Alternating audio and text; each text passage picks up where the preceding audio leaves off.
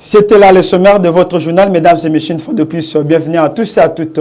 La République démocratique du Congo va dans les jours à venir avoir son propre système national de surveillance forestière fruit d'un partenariat entre le ministère de l'Environnement avec la société américaine Wad Carbon. La cérémonie de la pose de la première pierre de la construction de ces bâtiments a eu lieu jeudi 11 dernier à l'université de Kinshasa par la ministre d'État Eve Bazaïba en présence des autorités de la place. Suivez.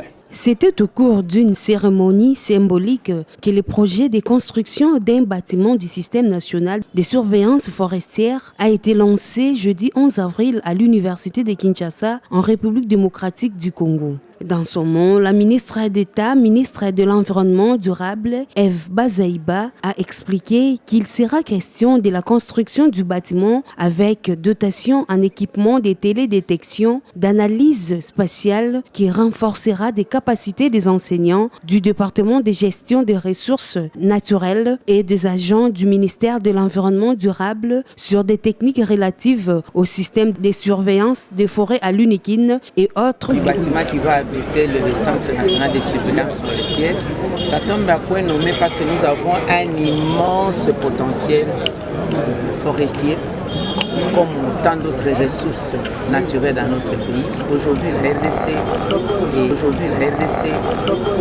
a une autre épithète, RDC Pays Solution, face au réchauffement de la planète. Et nous sommes la solution parce que nous avons justement cette solution basée sur la nature, qui se trouve être nos forêts, nos ressources en eau, nos minéraux stratégiques, le tout ensemble. S'agissant donc des forêts qui par excellence absorbent les pollutions, qui diminuent le réchauffement de la planète, nous sommes obligés d'abord de les connaître parce qu'on peut faire un micro-baladeur. Il y a d'abord en termes de chiffres, des données diffèrent et aussi pour comprendre à quel moment on peut parler de la déforestation, dégradation de nos forêts. Il faut les connaître, il faut les voir, il faut les monitorer.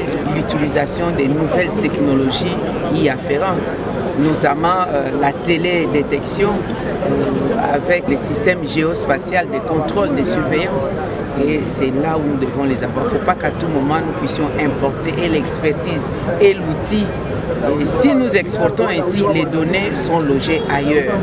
Pour accéder à ces données, ça pose problème, ça devient beaucoup de mécanismes.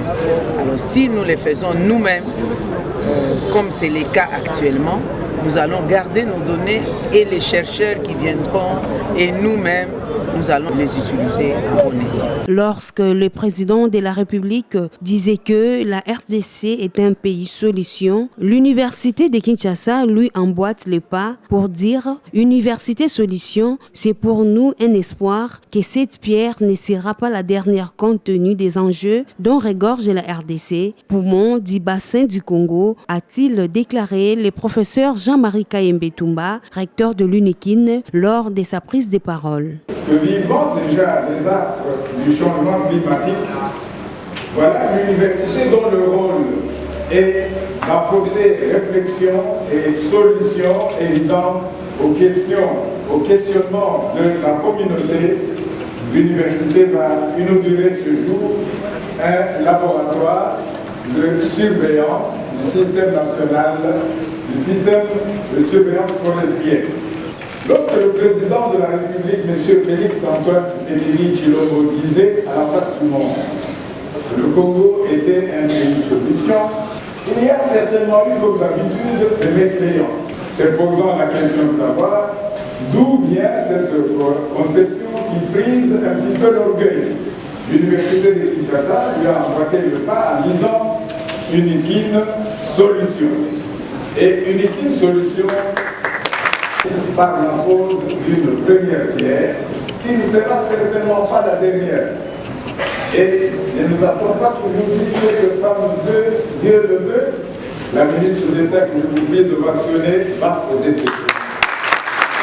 Il s'est de rappeler que cette cérémonie, présidée par la ministre d'État, Eve Bazaïba, est le fruit d'un financement propre du ministère de l'Environnement en partenariat avec le fils du pays et la société américaine Wad Carbon.